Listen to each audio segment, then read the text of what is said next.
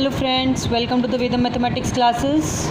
Now in the last video I have given you some question, second part and third part of determining the value of k when the system of equation has infinitely many solution. ठीक है, तो अब इसके लिए मैं आपको solve करके बताती हूँ कैसे सॉल्व करना है. k minus 3x 3y is equal to K. अब आप कहोगे k वेरिएबल है कि x वेरिएबल है कि y वेरिएबल है. उसको सॉर्ट आउट करने के लिए आपको क्या करना है, एक पॉइंट माइंड में रखना है. दोनों इक्वेशन में कौन सी ऐसी वेरिएबल, ऐसा अल्फ़ाबेट है जो सेम है. x y y. there are two, since there are two variables, k is a constant, k is not a variable. y k हमारा वेरिएबल नहीं है, k को मुझे डिटरमाइन करना है. x की और x और y हमारा वेरिएबल है. हमें इन्फिनिटली मैनी सोल्यूशन प्रोवाइड किया हुआ है, तो इसका मतलब मैंने पहले कंडीशन लिखी इन्फिनिटली मैनी सोल्यूशन की. a1/a2 is equal to b1/b2 is equal to c1/c2. ठीक है, a1 की वैल्यू, सबकी वैल्यूज़ लिख ली. Now a1/a2 b1/b2 c1/c2. अच्छा, a1 की वैल्यू k-3 मैंने कैसे लिखी, x के साथ जो मल्टीप्लाई हो रहा है वो उसका कोफिशिएंट है, तो x की कोफिशिएंट कौन हो गई k-3, y का कोफिशिएंट कौन हो गया 3, और c1 क्या हो गया हमारा कांस्टेंट, दैट इज़ k. ठीक है, x के साथ कोफिशिएंट क्या हो गया k, y के साथ कोफिशिएंट क्या हो गया k. 12 is constant. अच्छा, आपको ये बात समझ में आ रही है ना, मैं 12 को कांस्टेंट बोलती हूँ, इस वाले k को कांस्टेंट बोलती हूँ, लेकिन इधर k को कोफिशिएंट बोलती हूँ.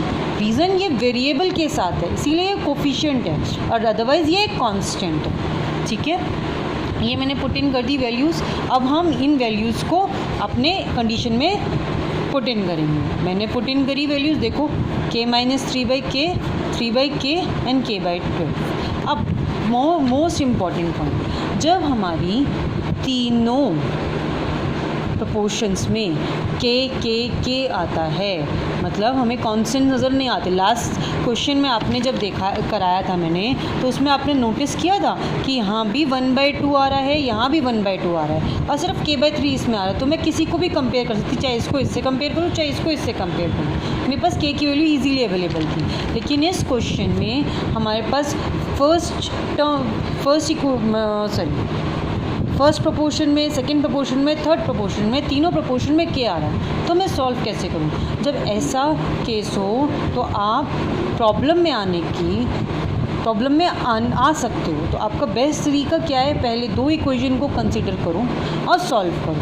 सॉल्व कैसे करेंगे, अभी हमारे पास ये है, तो अब बच्चे क्या करते हैं, k को k से कैंसिल कर देते हैं. अब आपको k को k से कैंसिल नहीं करना है, क्योंकि आप 10th स्टैंडर्ड में हो, आपको क्वाड्रेटिक इक्वेशन आती है. मैं क्वाड्रेटिक इक्वेशन क्यों बोल रही हूँ वो मैं अभी आपको आगे बताती हूँ.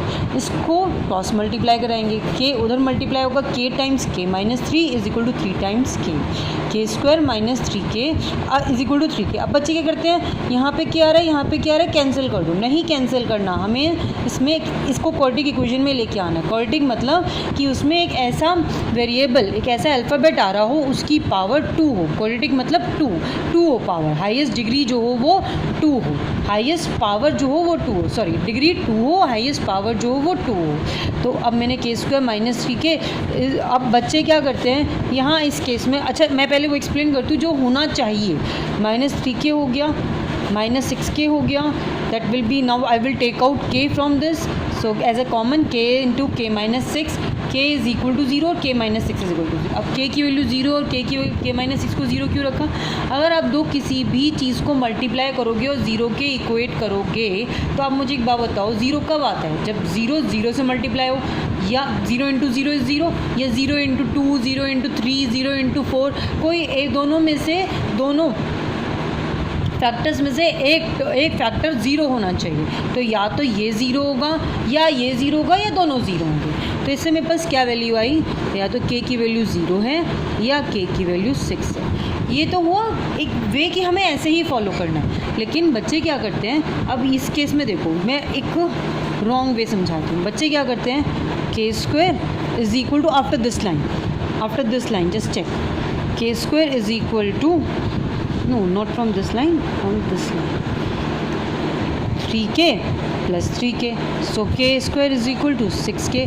अब अगेन k से k कैंसिल कर देंगे और k की वैल्यू 6 आ गई। k की वैल्यू 6 तो आ गई, लेकिन k की वैल्यू तो 0 भी आनी चाहिए थी ना, जो कि कैंसिल करने की वजह से वैनिश हो गए, यहाँ पे आ ही नहीं रही है, नज़र ही नहीं आ रही है। इसीलिए हमें इसको इस तरीके से फॉलो नहीं करना है, हमें ऐसे ही फॉलो करना है, कैंसिल नहीं करना है हमें 10th स्टैंडर्ड में। हमें इसके अंदर रिटेन रखना है, अपने k को कॉमन निकालेंगे, मल्टीप्लाई फॉर्म में लेके आएंगे और उसको 0 के इक्वेट करेंगे। ये तो हमारी फर्स्ट इक्वेशन हुई। Now second equation is 3/k is equal to k/12, so it will be cross like 3 into 2 12 k into k, that is 36 is equal to k square. K square is equal to 36 means k is equal to 6. जब आप square root लगाओगे अब से plus minus 6 आएगा, plus minus 6 आएगा। Square root 36 जब remove करोगे, या यहाँ पे भी आप प्लस माइनस लगा सकते हो, प्लस माइनस 6, तो k की वैल्यू 2 हो गई। एक k इज़ इक्वल टू 6 और k इज़ इक्वल टू -6। अब आपके पास एक इक्वेशन से ये वैल्यू आई और एक इक्वेशन से ये वैल्यू है। अब इन दोनों इक्वेशन में जो कॉमन वैल्यू होगी वो ही k की कंसिडर की जाएगी इस पर्टिकुलर क्वेश्चन में। तो क्या चीज़ कॉमन है? k is equal to 6। So what will I say, which implies k is equal to 6। For k is equal to 6, the given system of equation has infinitely many solution। ठीक है, k is equal to 6 के लिए जो common है, अच्छा अगर एक बात बताओ, यहाँ भी 0 आता, ठीक है, k इज इक्वल टू 0 से सपोज आ जाता, और यहाँ पे आपने इसको ऐसे सॉल्व कर दिया होता, तो यहाँ k इज इक्वल टू 0 नहीं आ रहा। अब कुछ कॉमन नहीं आ रहा है, अब कॉमन नहीं आ रहा है, प्रॉब्लम हो जाएगी, सोल्यूशन दे नहीं पाओगे, आप एक प्रॉब्लम में आ जाओगे।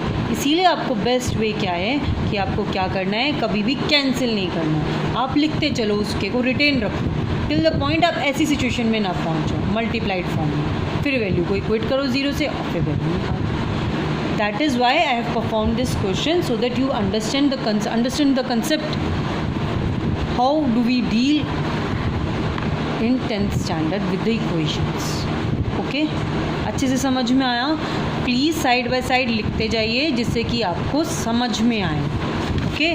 Now the second one, third question. Let me solve it.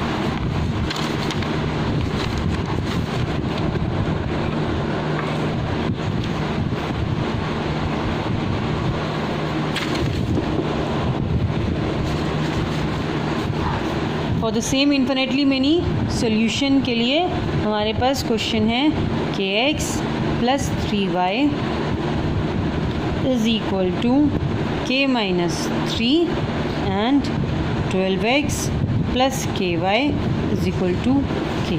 Now again I will write condition for infinitely many solution.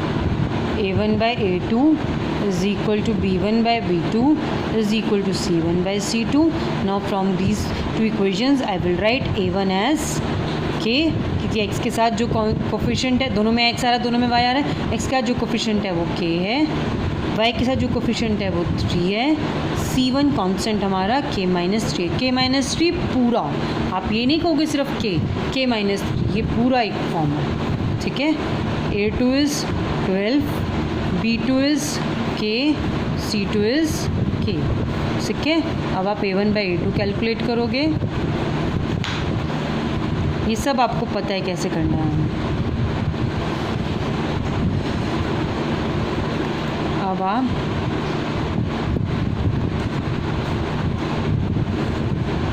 Condition में पुट करोगे तो क्या आएगा, k बाई 12 3 बाई के माइनस 3 बाई के। अब पहली दो इक्वेशंस को इक्वेट करेंगे और फिर इन दो इक्वेशंस को इक्वेट करेंगे, तो हमारे पास कंडीशन क्या आई, k by 12 is equal to 3 by k square is equal to 36, k is equal to plus minus 6। ये सेम लास्ट क्वेश्चन की तरह सॉल्व होगा,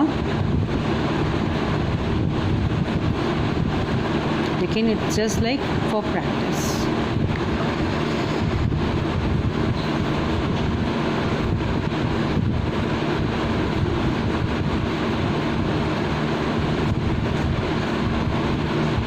के square minus 6k is equal to 0। अब क्या करोगे, आप के कॉमन निकालोगे, तो इससे क्या आया, k इज इक्वल टू 0 और k इज इक्वल टू 6। अब दोनों इसमें क्या आया था, k की वैल्यू 6 और k की वैल्यू -6। क्या कॉमन है, k की value 6। So which implies k is equal to 6। For k is equal to 6 the given system of equation has infinitely many solutions. Thank you for watching my videos. Do like it and subscribe.